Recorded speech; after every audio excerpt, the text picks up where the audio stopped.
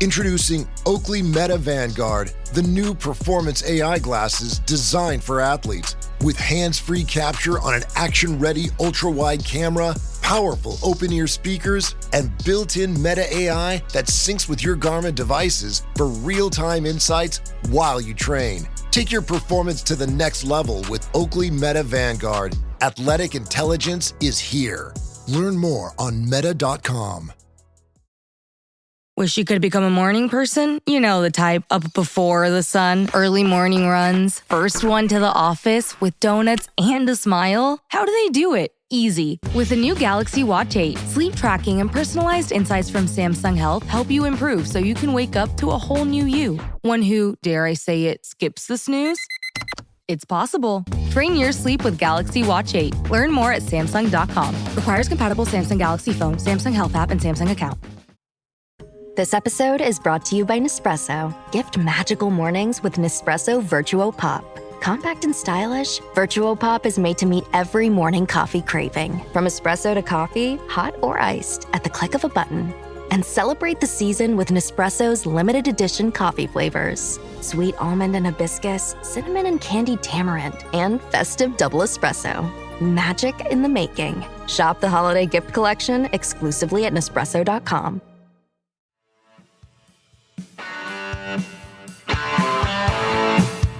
You're listening to Achtung Millwall, broadcasting from the beautiful South Birmingham. Accept no substitute. Hello, dear listeners. Welcome to an extra edition of Achtung Millwall. We've had a couple of, actually 3 extra voicemails following the midweek fantastic win. What a home win that was over Stoke City Tuesday night. And I managed to get a show out on Wednesday. The time was a bit tight for me, dear listeners, so I had to move it quite fast on Wednesday.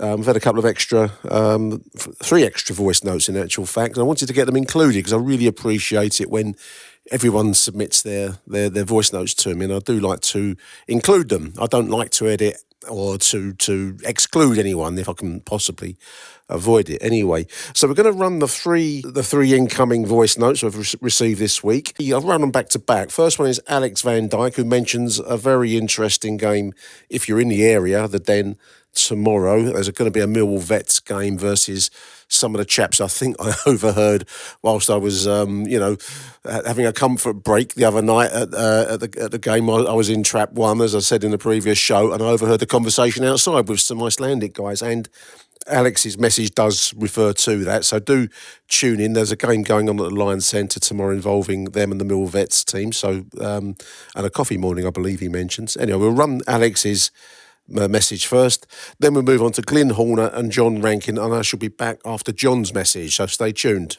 Afternoon, Nick. I think I missed the episode to get it out there, but I was just listening to it, and I was listening to your commentary about the Icelandic and there's a load of Finnish lads over in Finland and Iceland.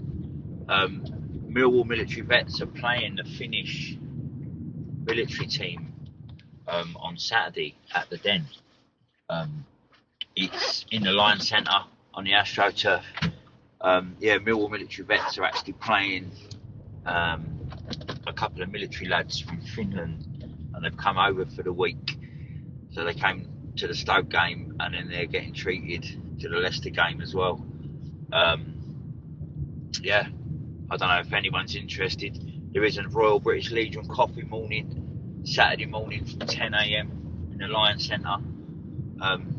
Any military veteran, serving veteran, or even just family, come down, free tea and coffee, bacon rolls, and then Millwall military vets kick off at 11 o'clock. I've got a game against the Finnish lads, and then there'll be a bit of breakfast and that after. And as it's the launch of the Poppy Appeal, we're good to come down and get some support, some help. I did come out of the grounds yesterday and thought I need to send Nick a voicemail before he's going to bring out the podcast, but I've just finished work and my phone's pinged with Spotify and the podcast has already gone out. Like I said, as I was listening to it, I heard you mention the Finnish and the Icelandic, and it just made me send you a message. So I don't know if you can actually fit it in anywhere or get it out, but yeah, if anyone wants to come and down and support the Millwall military vets, we've got a game, something to do before the game against Leicester. From the line, we'll be in the Lion Centre from about 10:30. Lots going on. Yeah, come on, you Lions. Take care, Nick. Hey Nick, Glenn here. So yeah, what a good result last night. Excellent performance as well. I think the thing I wanted to talk about was losing Smallbone and Luongo in 2 consecutive games, and I think the impact that's going to have. Smallbone is a terrific player, playing the number 10. Yes, we do have Kundal and Negley who could potentially step into that role, but I think really Kundal is the only option at the moment, because if you're playing Negley, you're going to really notice that Smallbone does a lot of work defensively, gets back and makes tackles and breaks up play, whilst also fulfilling that 10 role. And I think Negley will not do that at this current moment in time. He may, over time, develop that as part of his game, but I think he's purely an attacking number 10. And I think when you don't have Luongo in the squad, we're then relying on Billy Mitchell, who may or may not be fit, and Casper Denor, who's literally just come back from injury, to do a lot of the defensive work. Right now, I'm just not sure Negley would work. So I think it has to be Kundal, and this might actually be Kundal's big moment to come in and really claim his place in the team. So, yeah, really disappointed to lose Smallbone. I thought he's been terrific since he's come in. I think Luongo, we're going to really feel that over time, actually. And, God help us if we get another midfield injury, because quite frankly, now we're running on a very skeleton crew. Only, I guess, if Dan Kelly can step up as well and maybe take in that 10 role, because he has done that previously. I think he came in the Sheffield United game into that position and actually looked pretty good. But, I'm just not sure where Negley fits in the team, if I'm totally honest. I think he's a talented player, but I'm just not sure that we can afford to have a 10 who doesn't contribute to defending our half. Anyway, that's my thoughts for now. Not too negative. What a brilliant position we are in the league. Fantastic performance, real guile and grit, and the lads are really performing well. Come on, you Lions. Well, Nick, hi listeners. Well, come on, you Lions. What a great performance against Stoke City. 2-0 win at home Tuesday evening. And where'd you begin with that? I mean, I did say a while back, he's got the squad. He's got to work out the formation. And he's got to work out who he plays in which position. All sounds pretty obvious and a bit sort of clever, really. But essentially, I think it's beginning to click now. He's taken his time. I mean, he experimented with the 2 up front scenario, which left the midfield light. And I think he's finally realised that the 4-2-3-1 formation, which is very popular in football at the moment, is the one to go with. He tried the 5-2-3 at Crystal Palace, and I think that's equally as good, but certainly the way he had them set up last night was absolutely brilliant. Stoke were no mugs at all, and early doors they looked very lively. Their blonde striker moved in between our defenders quite easily and got a shot off at the Coldblow Lane end, and I'll tell you what, that could have gone in, and he was in space and he took a shot, and it would have been a different game, I feel. But, the first goal is so vital in these championship matches. And when we got it, it was really welcome and really timely. So just want to kind of talk about the squad, really. I think the goalkeeper, was superb. I did not see him falter under one high ball. He took plenty of catches.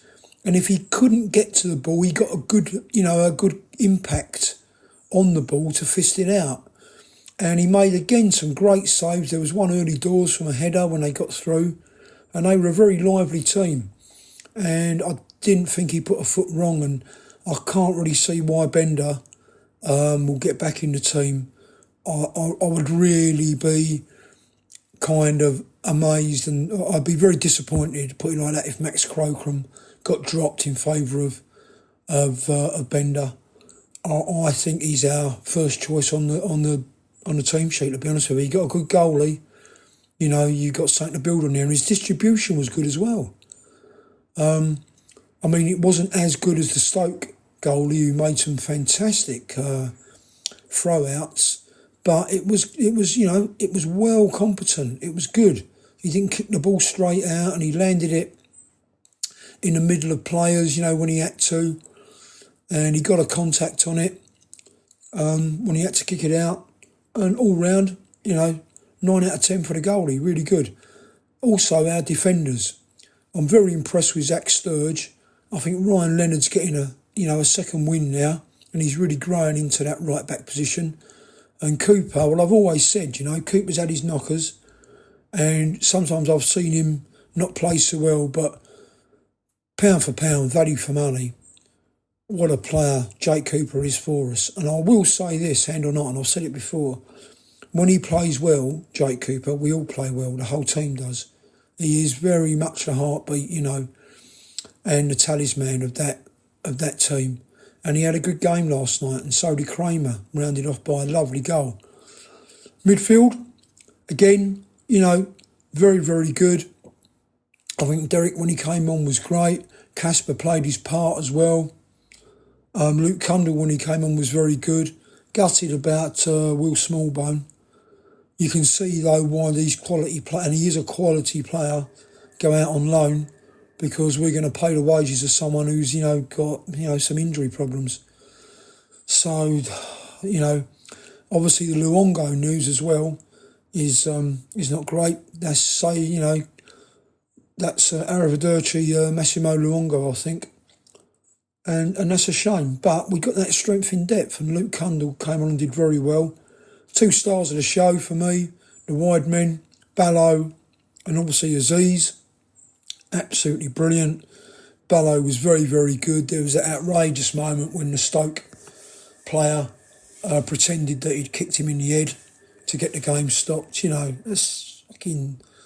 The twat of a manager goes on about fucking dark arts, mate. You don't know the first fucking thing about dark arts. That's not dark arts. And absolutely ridiculous. The guy should be taken to the FA for doing that. Total fucking wally.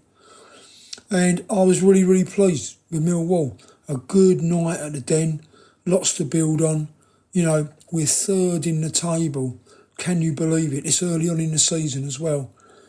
We've still got a long way to go till Christmas, and let's hope we can keep it going. The fly in the ointment, obviously, is at Charlton are 5th, but there you go. You can't have everything in life, and I'll make do with third in the table. Thank you very much. So, well done, everyone. Well done, Alex Neil, and well done, the boys. One happy customer. Come on, you Lions. Big thank you to the boys there. Yeah, don't forget that game tomorrow morning, dear listeners. If you're around and nearby, it deserves support. Mill Vets Lions Centre. Alex is very much involved in that. And it's a great cause. And also now it's the poppy season, isn't it? So let's all get behind that. We always do at the Den. Some interesting messages from everyone regarding that fine win on Tuesday night. It did come at some cost, though, as Glenn mentioned there, the loss of Will Smallbone, and John mentioned it too. Plus, of course, the loss on Saturday of Massimo Luongo, both of whom will be out for some time, I think. As it seems, Josh Coburn will be out for some time. We're cursed with injuries this season. I don't know why. A lot of messages came into the show asking about the conditioning coaching at the training ground. I don't know. Is it lady luck? Is it poor conditioning? Are we just signing players, as John Rankin there said, both Smallbone and Luongo are both, on the latter stages of their careers are looking to rebuild, certainly in Smallbone's case. So I don't know. Is it that? Are we cursed with that? I don't know. Certainly, that's a lot of experience that we're losing out there. Smallbone I've liked the look of. I know he does tend to divide opinion rather, but I've liked him. A very skillful player on the ball and quality, I think, as John described him as. So both are going to be losses. Luongo more for his industry. And I think it was Glenn says, we're down into the skeleton slightly if we take more injuries. Casper Denor has just returned. Billy Mitchell has not been, without complications on the injury front this season. And then we're into the likes of Danny Kelly, who, for various reasons, hasn't really made much of an impact so far at the Den. So we can do without more injuries tomorrow, dear listeners, ahead of the Leicester game. I mean, it's heady stuff, isn't it? Sitting third in the table. I think it's very early in the season too soon to be going too down the route of excitement. But then again, enjoy it whilst you can. What's that song? The reggae song. Enjoy yourself. It's later than you think. So I think there's a certain balance to be struck there, but certainly it's good to see us in third position. Win tomorrow would be a wonderful thing. Won't be easy. Leicester are a decent side, as we've faced and beaten decent sides recently. So all to play for tomorrow. So I want to say big thank you to the boys for sending in those voice notes. Do give me a shout, dear listeners, if you want to join the voicemail gang, the posse. Always welcome, and I will do my level best to include everyone that sends stuff to me if I can, even if we have to break into a third show, which I may finish up having to do. Otherwise, we'll be listening to voice notes for hours on end. But do give me a shout on X, direct message me, or you can email me achdungmillwall@gmail.com, and we can exchange mobile phone numbers, and WhatsApp is a wonderful platform to use for voice note messages. So do give me a shout. Hit me up, like the kids say. Now then, dear listeners, ahead of tomorrow's game versus Leicester, I've done a retrospective show, which I'm going to tack onto this little extra. So we're going to now, after the break, we'll be going over to my review of a game played in 1947, Millwall versus Leicester City. Stay tuned. Big news. Sephora is now on Uber Eats. So if you find yourself facing a beauty emergency, like needing a last-minute gift, or you're just out of your favorite mascara, again, don't panic. We got you. Order now and get $10 off on Sephora orders of $50 or more on the Uber Eats app. Order now. Offer ends October 30th. One order per customer. Additional terms apply. See app for availability. Delivery fees may apply.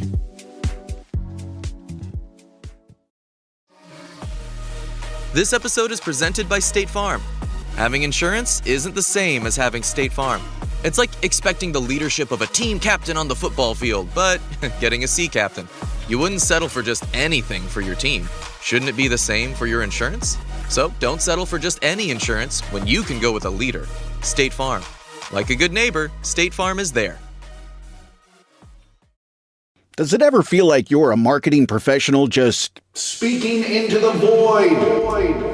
But with LinkedIn ads, you can know you're reaching the right decision makers, a network of 130 million of them, in fact. You can even target buyers by job title, industry, company, seniority, skills, and did I say job title? See how you can avoid the void and reach the right buyers with LinkedIn ads. Spend $250 on your first campaign and get a free $250 credit for the next one. Get started at linkedin.com/campaign. Terms and conditions apply.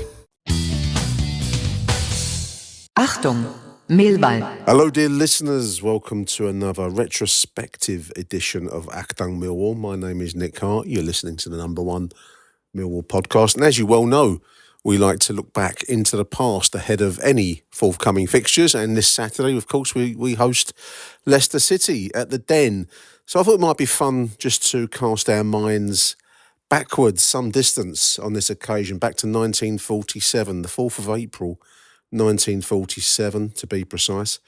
A 1-0 win for the Lions at home to Leicester City on this particular occasion in front of an incredible 25,158. This was, of course, the post-war era, 1945, May 1945. The Second World War had thankfully come to a finish.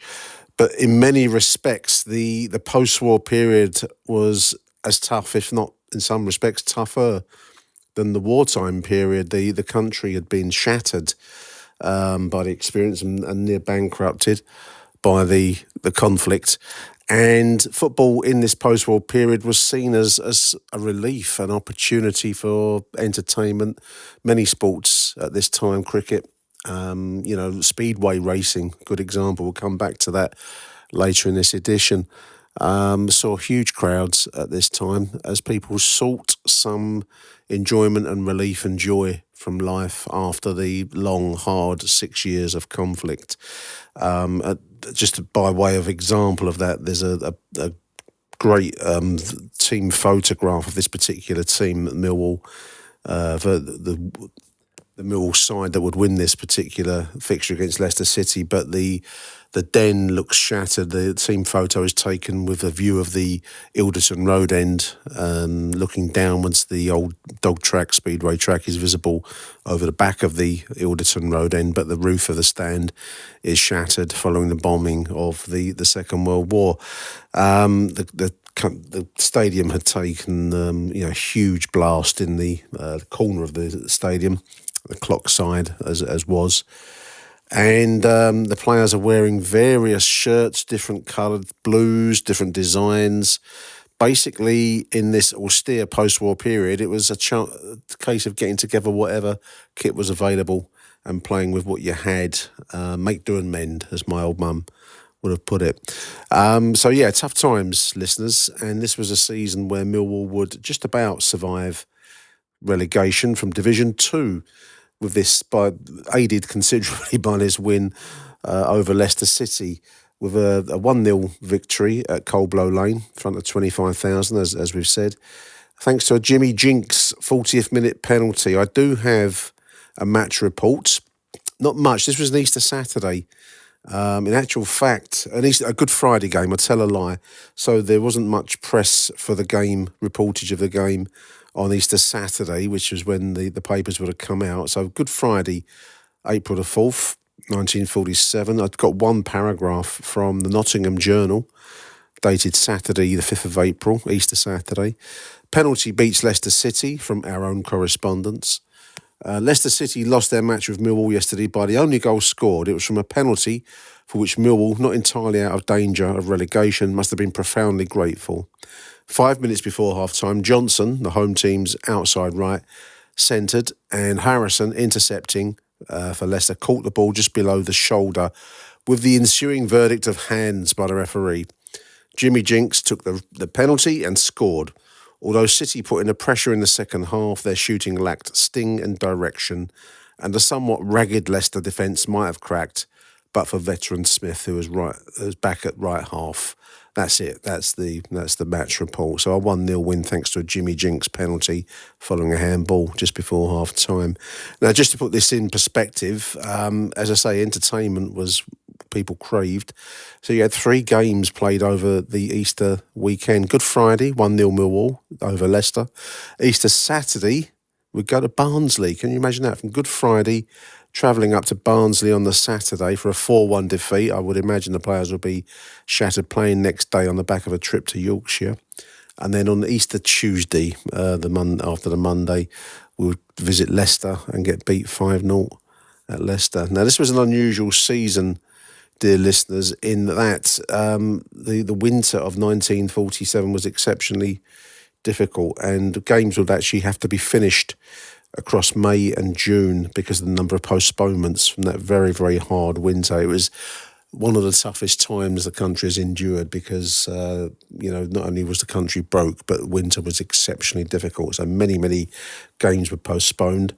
And the season had to continue on into June. Last game of the season, 1946-47 season, was at home for the Lions versus Fulham. 1-1 draw at Fulham, played June the 14th. Only COVID might match it in terms of unusualness. Is that a word? Unusualness? I'll go with it.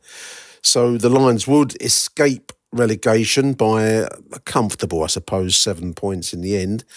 But 18th position was where we'd finish. Swansea and Newport being relegated, Welsh relegation into Division 3 South.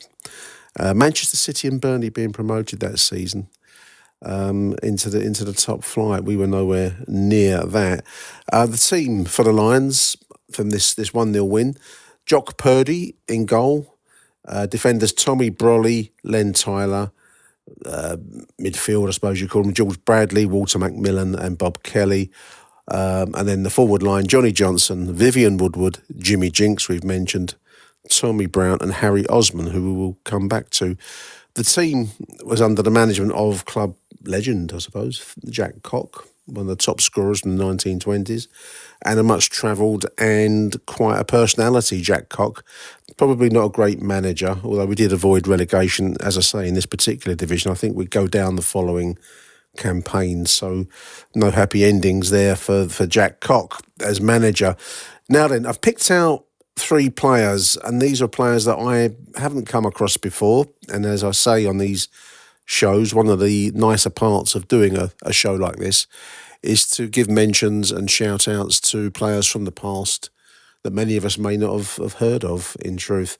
So first name I've picked out is James John Purdy, known as Jock Purdy, a goalkeeper, played 53 times for the Lions from 1946 to 48. Born in 1916 in Berwick, he passed away in Margate in 1918, a career taking in various Scottish sides, Edinburgh, Adina, Tranent Rovers, Forth Wanderers, before coming southwards to Tonbridge, Aldershot, Millwall in 1941, wartime signing, before going into Kent football, Tonbridge, Aldershot and Chelmsford.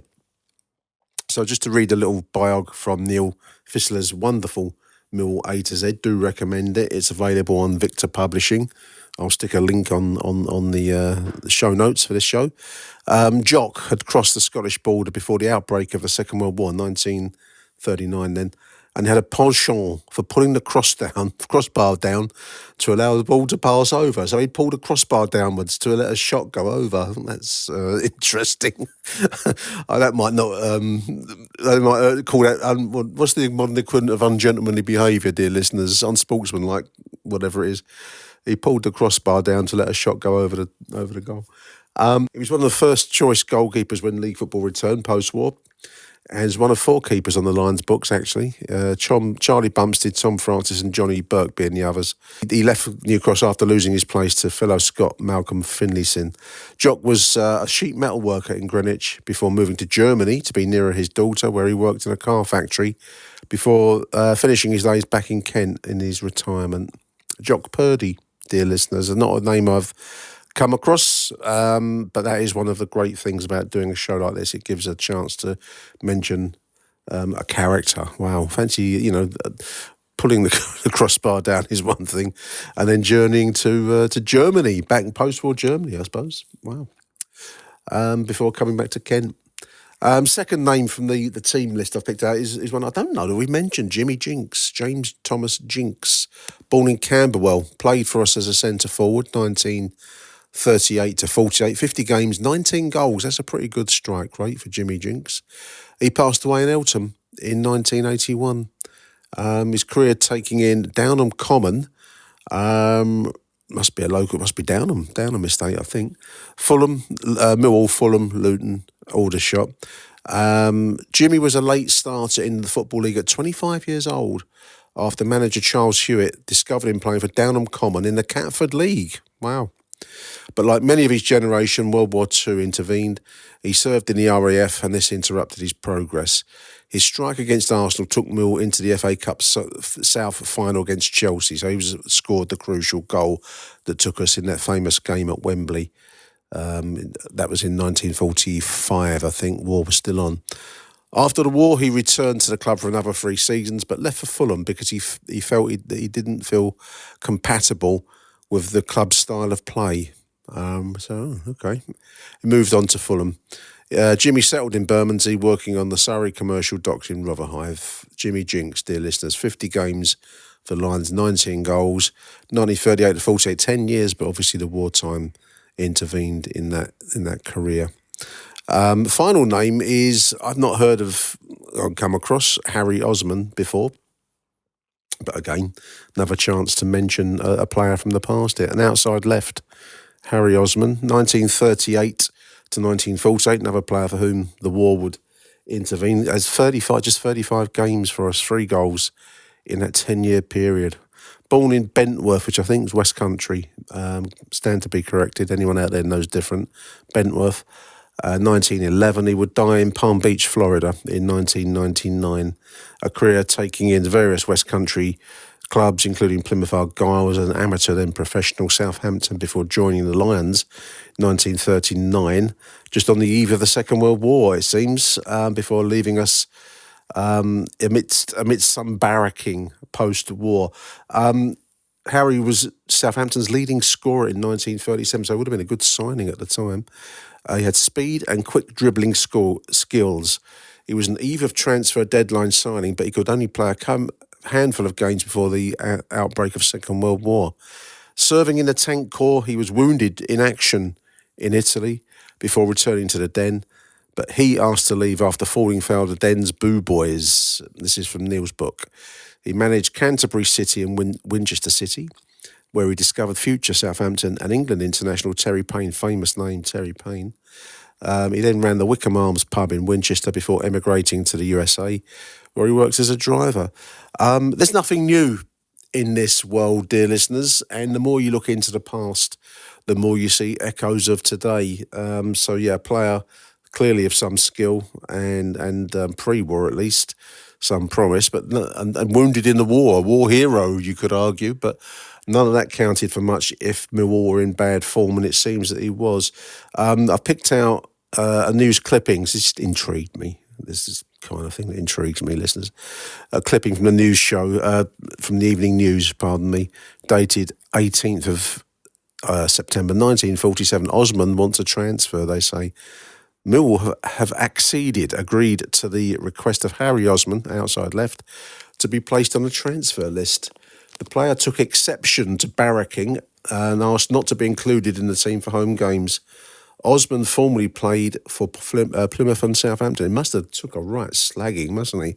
And this intrigued me. The Daily Herald of October 1947 continues that he'd left us by then for a mere £1,500. Bob Hewison, Bristol City manager, has bought Harry Osman from Millwall. And Osman, who is another, is shaping up well. Osman was literally barracked away from Millwall, they say. The noisy element didn't like him and they made themselves heard. Well, it continues. Millwall's loss appears to be Bristol City's gain with 38 goals in 12 games, Bristol City. Bob Hewison's forward line is the most prolific scoring machine in the country. So there we are. Harry Osman. The game, we were in poor form in the 47-48 season, I think was a relegation season.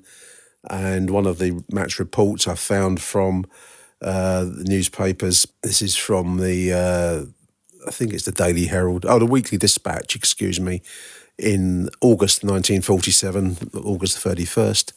After an hour, Millwall nil, Cardiff 1. This would explain Harry Osman's desire to leave. I think Millwall nil, Cardiff 1.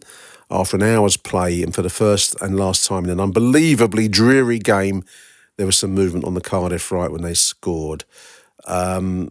Tommy Brown tried to get the Millwall forwards going, but Osman and Johnson were woefully weak on the wings in the face of stern first-time tackling from Cardiff fullbacks Sherwood and Lever. So you've got woefully weak wingers, stern Cardiff tackling, and an unbelievably dreary loss, 1-0 to Cardiff. That must have provoked the Den's Boo Boys into action, dear listeners. Don't talk to us about being wounded in the Tank Corps. Osman. And he left. We agreed to him going. There we are. As I say, there is nothing new in this world, dear listeners. Under the sun, I think, is the expression, isn't it? There we are. So a 1-0 win for the Lions. This particular season, we would escape relegation. Top scorers for the Lions in this season, 1946-47. Johnny Johnson with 10 goals. Jimmy Jinks with 9 goals. But a fairly mundane season in all truth. There we are. Harry Osman played 23 times, we've mentioned, 3 goals. So I think he was probably seen, almost certainly, as a Ponzi winger, dear listeners. There's no breed less well thought of down the Den than Ponzi wingers that don't put their all into it, especially if Cardiff are strong in it.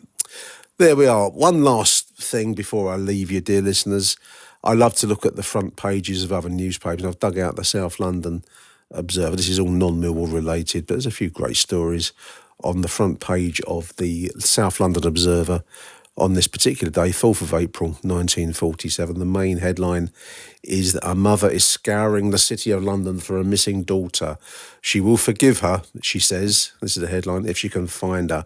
Night after night, She searches the streets. Ivy Guest of Turney Road, West Dulwich. Wonder if she ever found her missing 15-year-old daughter who left home on Friday and has not been seen since. I'll see if I can find out for you, dear listeners, but she will forgive her running away, she says, if she can find her. Tough times, dear listeners. Side story, demoted police constable loses his claim. A 47-year-old Camberwell policeman, James Hogg, was an inspector but was busted down to being a police constable because he'd been thieving. Under the Metropolitan Police regulations, he'd apparently stolen some pieces of glass mirror from bomb-sighted houses. Some glass mirror shattered? I don't know, don't say. He'd nicked a Trilby hat, which he'd found in the road, or picked it up and kept it. And an empty purse, which had been deposited at the police station as lost property. He'd thieved that. Inspector, now constable, I'm surprised he kept his job at all, dear listeners, aren't you? Meter thief doing the rounds. This would be coin meters, I guess. South London householders are warned to ask for ID if someone presents themselves at your front door to empty your meters. Hold-up pistol brought from Palestine, an alleged statement by a soldier, 20-year-old soldier accused at Lambeth of taking part in a hold-up using a pistol from service in the British Mandate of Palestine. One last one, just to finish us off. Talked about Speedway at the start. The popularity of sport generally is illustrated by two Speedway riders, Ron Johnson of New Cross and Bill Longley of Odsall, which is Bradford, had to struggle to find elbow room at the New Cross baths when they were mobbed by scores of girl Speedway fans. Bobby socks, as they were known. I think that's from the little short white socks they would wear. Johnson and Longley danced unrecognised in the earlier part of the evening, but when an announcement that they were in the house went up, autograph hunters crowded them, rushed them, it says here, kissing them and all but lifting them off their feet for near an hour. Both riders were at top pressure. Signing names, a picture there of lots of happy ladies surrounding these two lucky lads at the New Cross baths. And there we are, dear listeners. South London Observer, dated 1947. There we are, all ahead of Saturday's visit of Leicester City. I hope you've enjoyed this little retrospective. I'll go off on tangents, but that is my way, dear listeners. I hope you enjoyed it. From me, Nick Hart, to the next edition of Achtung Millwall, it's Arrivederci Millwall, and bye for now. Let 'em come, let 'em come, let 'em come, let 'em all come down. Watch?